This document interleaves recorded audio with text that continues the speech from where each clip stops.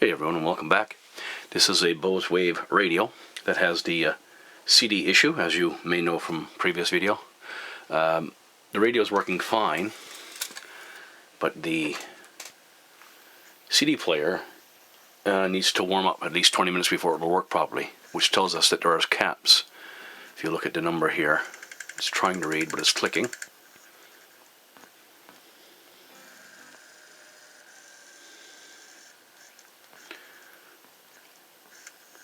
So that tells us that there's capacitors in here that are weak, need to get warmed up before they'll work right. You'll hear a little bit of music here. And as I say, after 20 minutes, the CD player components warm up and it plays as normal. So what we're going to do is we're going to replace these capacitors today. We are going to be replacing them with electrolytic capacitors. The original ones we will soon see inside here are the canned ones that are filled with oil, and as the oil warms up, like I say, they begin to work as normal. So we're going to get down to the nitty-gritty. We're going to just have to basically lift all these components off, take out the ribbons, and get down to underneath the CD player where there's a can. Once we remove that can, we'll have the 6 capacitors that we need to replace exposed.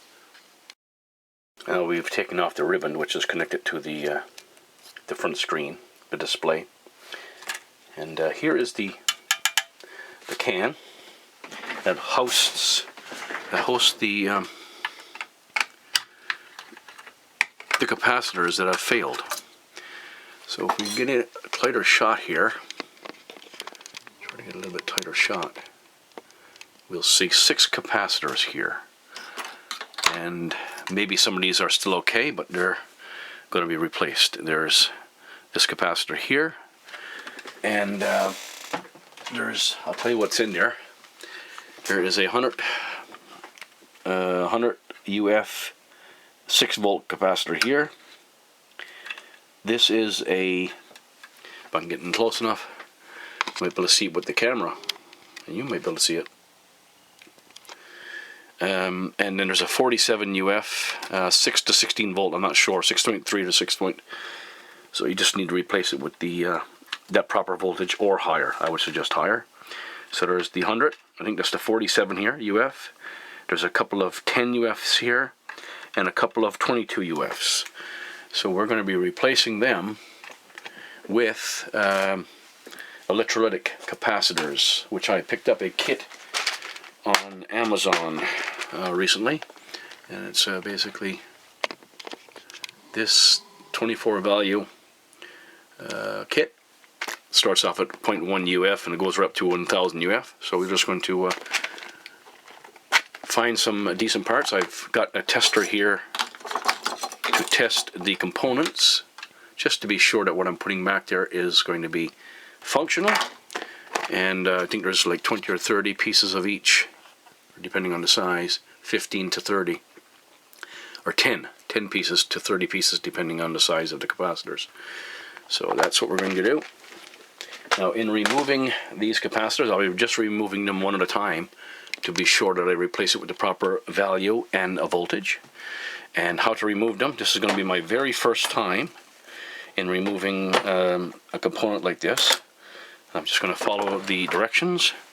You basically take a pair of pliers, and we're going to take this cap here and put it over the top. Do not pull up, only push down and turn. Push and turn, and that's how you get them off. There you go.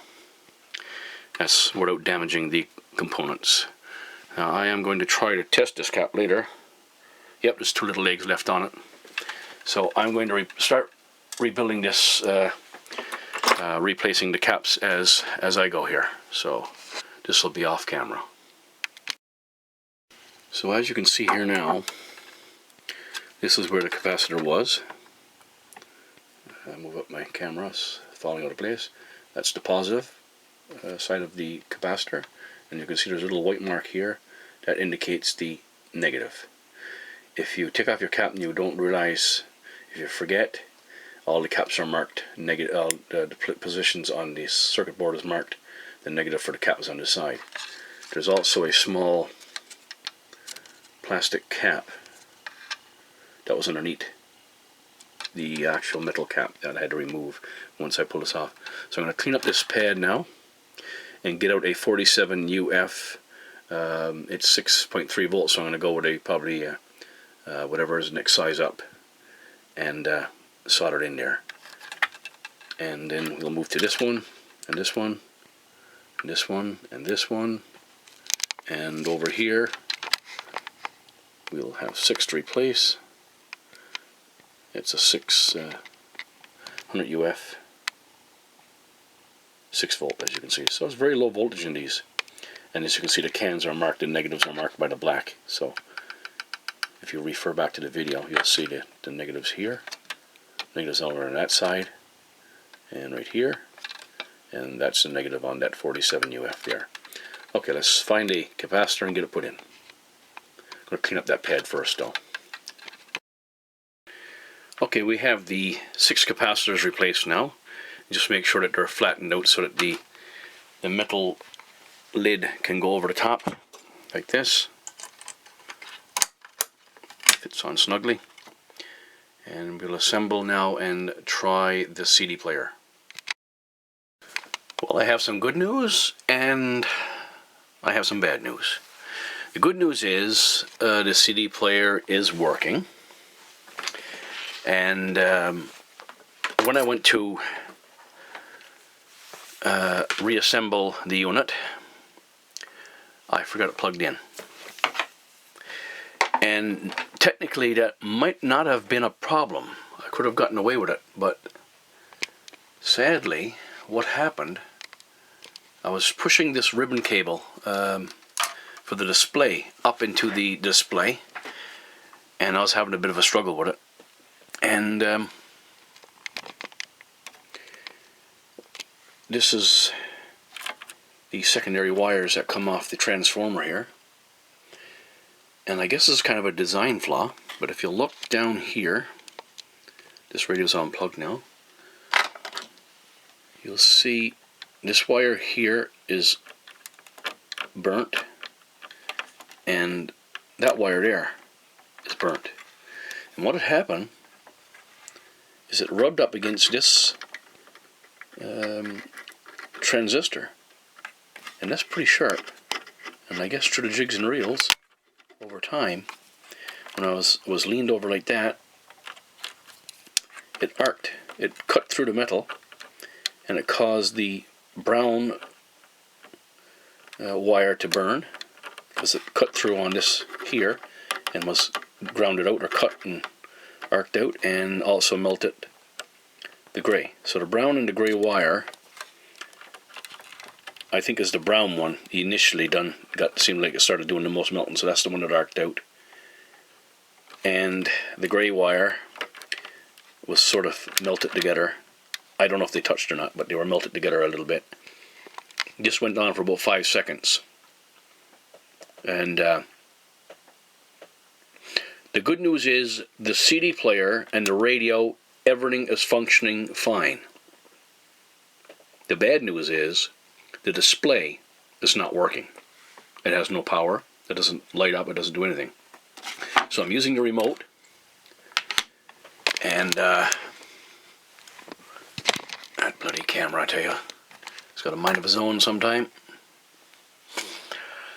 Using the remote, I can go between FM, AM, CD. The volume goes up and down. It changes frequency and stuff like that.